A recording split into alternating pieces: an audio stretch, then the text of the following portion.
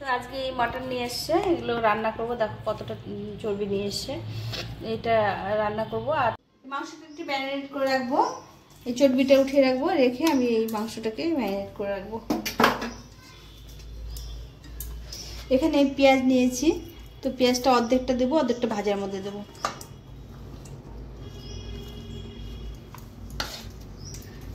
এখানে বড় একটা টমেটো নিয়েছি,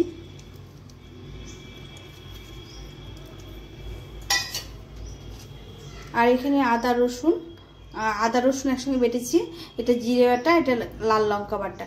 এটা দিয়ে একদম সম্পূর্ণ মাংসটাকে মেখে ম্যারিনেট করে রেখে দেবো 10 মিনিটের জন্য, তারপর রান্না করব।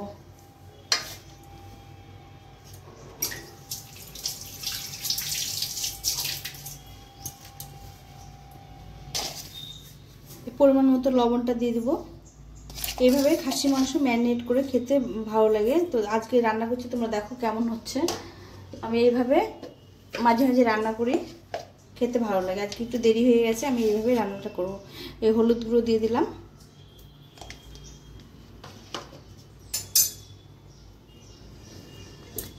আর একটু পরিমাণ মতো তেল দিয়ে মাখিয়ে দিব। বাকিটা আমি পেঁয়াজের সঙ্গে ভেজে নেব।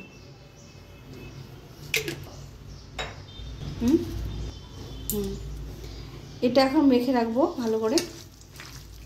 মেখে একটু টক দই দিয়ে দেবো এর মধ্যে।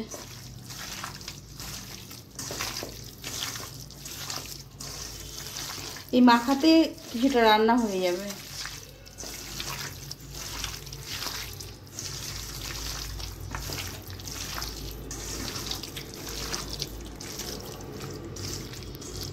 এখন এর মধ্যে 2 চামচ টক দই দিয়ে দেবো। 2 চামচ টক দই দিয়ে দেবো। হ্যাঁ, এটা এখন ভালো করে মেখে নিব।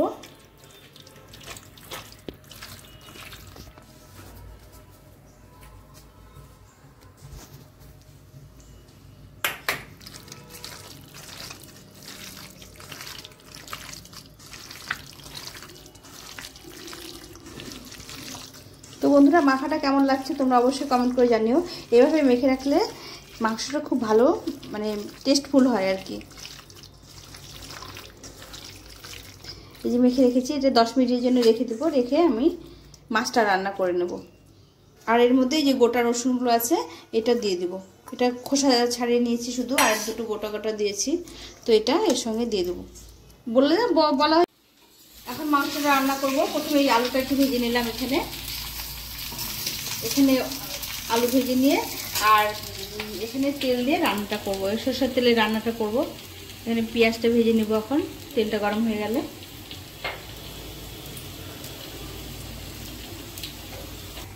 তেলটা গরম হয়ে গেছে, একটু চিনি দিয়ে নেব। চিনি দিলে মাংসের কালারটা সুন্দর আসে।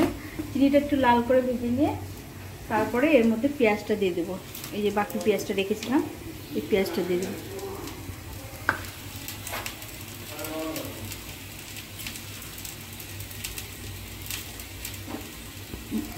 এই চিনিটা পুড়িয়ে গেছে, মানে পুড়িয়ে নিয়েছি। এখন পেঁয়াজটা দিয়ে দেবো এর মধ্যে। এতে কালারটা সুন্দর আসে আর একটু মিষ্টি মিষ্টি স্বাদ হয়। এই যে লাল করে নিতে হবে, চিনিটা যেন পুড়ে না যায়, একদম লাল লাল করে নিতে হবে। এভাবে করে এতে মাংসের কালারটা সুন্দর আসে। এই পেঁয়াজটা লাল লাল করে ভেজে নিয়েছি। এখন এই ম্যারিনেট করা মাংসটা আমি দিয়ে দেবো এর মধ্যে। এভাবে ঢেলে দিয়ে দেবো।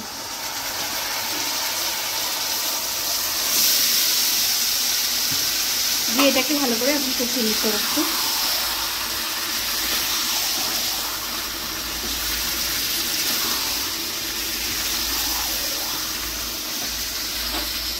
রান্নাটা করি, তোমার সঙ্গে থাকো। একটু টাইম লাগবে একটু। এই মাটনটা একটু কষা কষা হয়ে গেছে। এখন আমি এই যে আলুটা ভেজে রেখেছিলাম, এই আলুটা দিয়ে দেবো। এটা হচ্ছে লাল আলু। আলুটা আমি ভেজে রেখেছিলাম আলাদা করে, ওটা কিছুটা কষানো হয়ে গেছে। এখন আমি দিয়ে দিলাম। এখন এটাকে সম্পূর্ণটা ভালোভাবে কষিয়ে নিয়ে জল দিয়ে দিই। তো বন্ধুরা, তোমরা কেমন করে রান্না করো সেটা অবশ্যই কমেন্ট করে জানিও। আমি তো এইভাবে রান্না করলাম। এই মাংসটা কষা হয়ে গেছে, দেখুন এইভাবে কষিয়ে নিয়েছি। এখন আমি এটা জল দিয়ে দেবো, একটু জল দিয়ে সেদ্ধ করে নেব। অল্প করে জল দিয়ে দেবো। এই জলটা ফুটিয়ে রেখেছিলাম, এই জলটা দিয়ে দেবো, দিয়ে একটু কষিয়ে নিয়ে গরম মশলা দিয়ে নামিয়ে দেবো। রান্নাটা হয়ে গেছে, মাটনটা রান্না হয়ে গেছে। এখন একটু গরম মশলা দিয়ে দেবো, দিয়ে নামিয়ে দেবো। এখানে দারচিনি আর এলাচ বেটে নিয়েছি, বাটা মশলার সেন্টটা ভালো হয় যার জন্য এটা দিয়ে দিলাম, দিয়ে এখন নামিয়ে দেবো। একদম কষা কষা করেছি, ঝোল রাখিনি।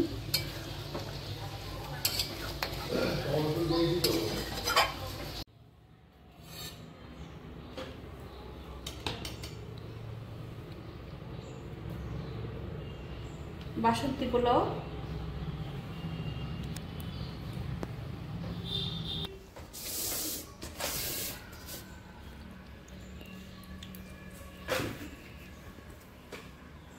একটু স্যালাড,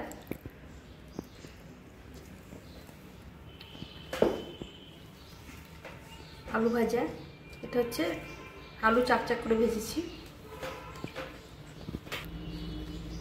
দুটো পটল ভাজা, বেগুন ভাজা, এই মাটন কষা আর টমেটো, খেজুর আর কিশমিশ দিয়ে চাটনি।